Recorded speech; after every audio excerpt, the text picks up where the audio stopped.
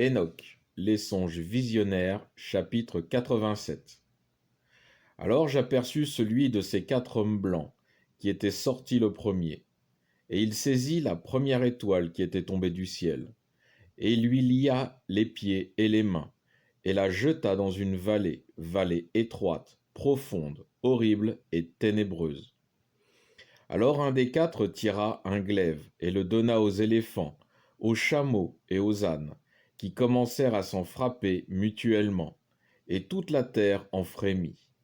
Et dans ma vision, voici, je vis un des 4 hommes qui était descendu du ciel, qui rassembla et saisit toutes les grandes étoiles, dont les parties sexuelles étaient semblables aux parties sexuelles des chevaux. Et il les jeta toutes, pieds et mains liés, dans les cavernes de la terre. Chapitre 88.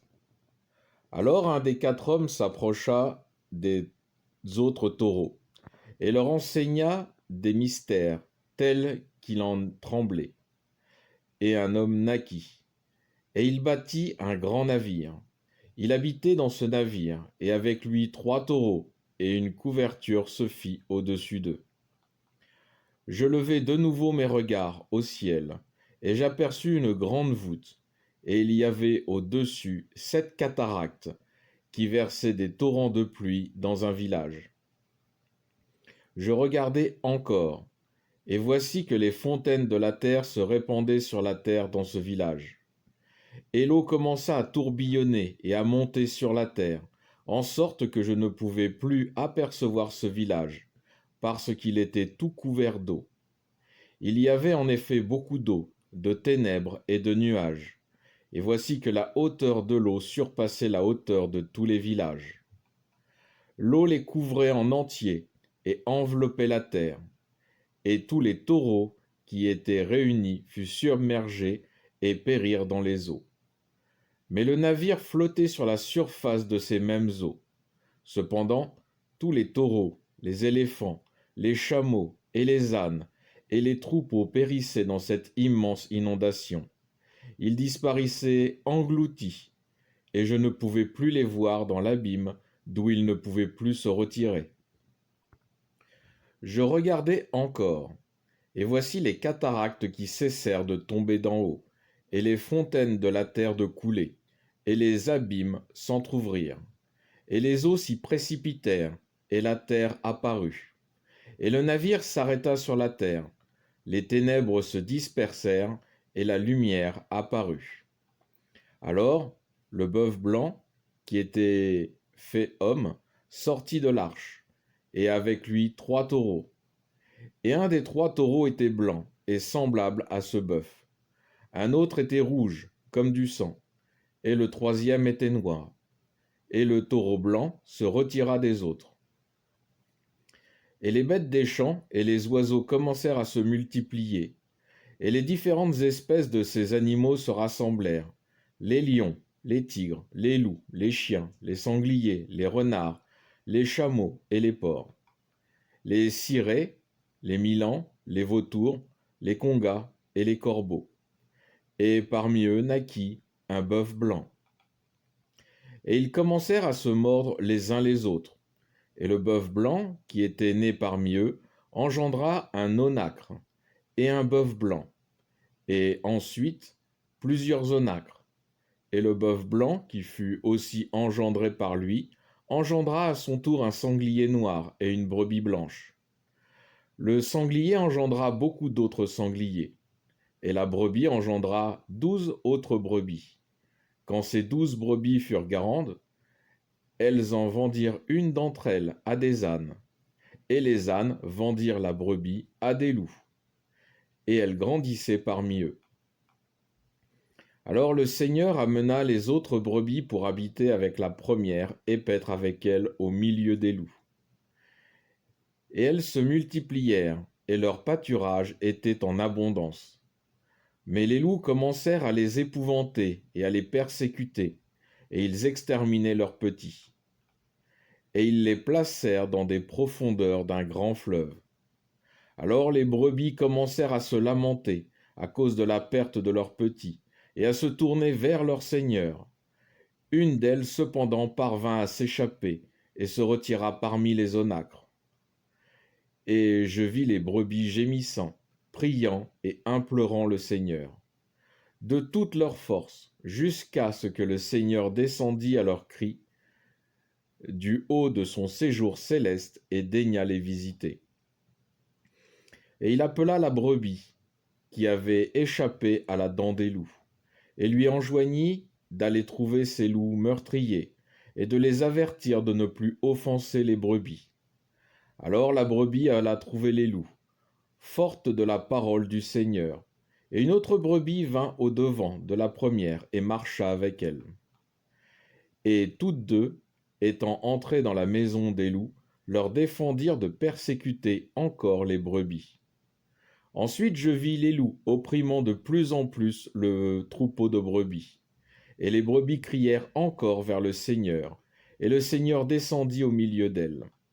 Et il commença à exterminer ces loups, qui hurlaient, mais les brebis gardaient le silence et ne poussaient plus de cris. Et voici que je vis qu'elles immigrèrent au pays des loups. Les yeux de ces loups étaient aveuglés. Et ils sortirent, et ils poursuivirent les brebis de toute leur force. Mais le Seigneur des brebis marchait avec elles et les conduisait. Et toutes les brebis le suivaient. Son visage était terrible, son aspect brillant et magnifique. Cependant les loups commencèrent à poursuivre les brebis, jusqu'à ce qu'ils les eurent atteints au bord d'une grande mer. Alors la mer fut divisée, et les eaux se tinrent de chaque côté, comme un mur. Et le Seigneur des brebis, qui les conduisait, se plaça entre elles et les loups. Cependant les loups n'apercevaient point les brebis, mais ils les poursuivaient jusqu'au milieu de la mer, et alors les eaux se refermèrent derrière eux. Mais dès qu'ils virent le Seigneur, ils se retournèrent pour fuir de devant sa face. Mais alors les eaux se réunirent d'après les lois naturelles, et elles engloutirent les loups. Et je vis tout ce qui avait poursuivi les brebis, submergés dans les flots. Mais pour les brebis, elles passèrent la mer, et s'avancèrent dans ce désert qui n'avait ni arbre, ni eau, ni verdure. Et elles commencèrent à ouvrir les yeux et à voir. Et je vis le Seigneur de ces brebis vivre avec elles, et leur fournir les eaux nécessaires, avec la brebis qui conduisait les autres. Et cette brebis monta sur le sommet d'un rocher élevé, et le Seigneur des brebis l'envoya vers les autres. Et je vis le Seigneur de ces brebis au milieu d'elles, et son visage était sévère et terrible. Et dès qu'elles l'eurent aperçu, les brebis furent épouvantées. Et toutes tremblantes, elles envoyèrent la brebis qui les conduisait, et celle qui était avec elle, et elles lui disaient, « Nous ne pouvons ni rester devant le Seigneur, ni le regarder en face. » Alors la brebis qui les conduisait remonta de nouveau sur le sommet de la montagne. Et les autres brebis commencèrent à être aveuglées et à s'égarer dans la voie que leur avait montrée la brebis. Mais celle-ci n'en savait rien. Et le Seigneur était courroucé contre elle. Et quand la brebis apprit ce qui se passait au pied de la montagne, elle en descendit à la hâte. Et s'étant approchée d'elle, elle en trouva beaucoup qui étaient aveuglés et qui avaient quitté leur voie. Et quand les autres brebis l'aperçurent, elles craignaient et tremblaient en sa présence, et elles désiraient revenir à leur étable. Alors cette brebis, conduisant les autres brebis avec elle, s'approcha de celle qui s'était égarée. Et elle commença à les frapper, et elles étaient épouvantées en sa présence. Alors elle ramena au bercail celle qui s'était égarée. Je vis aussi dans une vision que cette brebis se faisait homme, et il bâtit au Seigneur une bergerie, et il les y établit. Je vis encore tomber une brebis qui était venue au devant de celle qui était le conducteur des autres. Je vis enfin périr un grand nombre d'autres brebis. Leurs petits grandirent à leur place, entrer dans un pâturage nouveau et venir au bord d'un fleuve. Et la brebis qui les avait conduites et qui était devenue homme se sépara d'elle et mourut, et toutes les brebis la cherchaient. et l'appelaient avec des cris lamentables. Et je vis aussi qu'elles cessèrent de la pleurer, et qu'elles franchirent les eaux d'un fleuve. Là s'élevèrent d'autres brebis pour remplacer celles qui étaient mortes et qui les avaient conduites auparavant. Enfin je les vis entrer dans ce lieu fortuné, dans une terre de bénédiction et de joie. Elles s'y rassasiaient, et leur bergerie était élevée sur cette terre bienheureuse, et leurs yeux étaient tantôt ouverts, tantôt aveuglés, jusqu'à ce qu'une brebis se leva au milieu d'elles, et les conduisit de telle sorte qu'elle les ramena toutes et leur ouvrit les yeux. Mais les chiens, les renards et les sangliers commencèrent à les dévorer, jusqu'à ce qu'une autre brebis devint la ruine du troupeau, et le bélier qui les conduisit. Ce bélier commença en effet à frapper de ses cornes les chiens, les renards et les sangliers, et à les exterminer tous.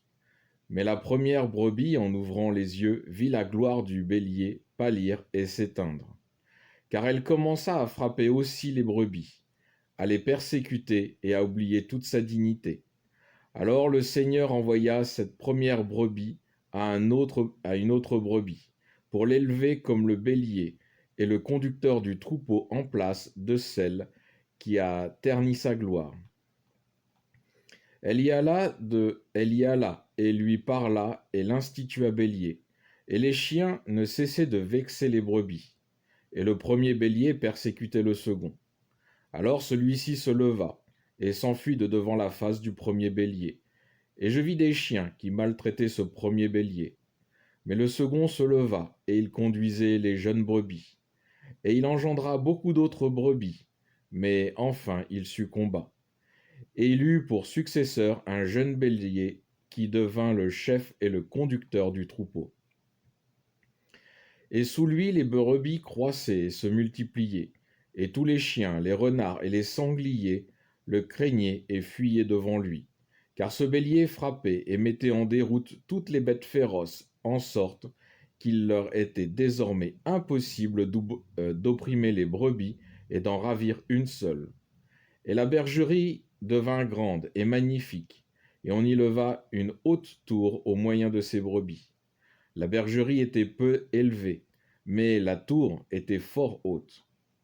Et le seigneur des brebis se plaça en cette tour, et voulut qu'on lui dressât une table magnifique. Mais je vis bientôt que les brebis commencèrent à errer de nouveau, à suivre diverses routes et à abandonner leur bergerie.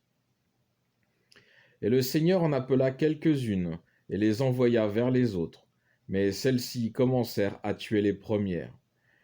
Une d'elles, cependant, parvint à éviter le châtiment dont on les menaçait, et prenant la fuite, prêcha contre ceux qui voulaient la tuer. Et le Seigneur des brebis la délivra de leurs mains, la fit monter et asseoir auprès de moi, et y rester. Suite de la lecture est résumée dans la prochaine vidéo.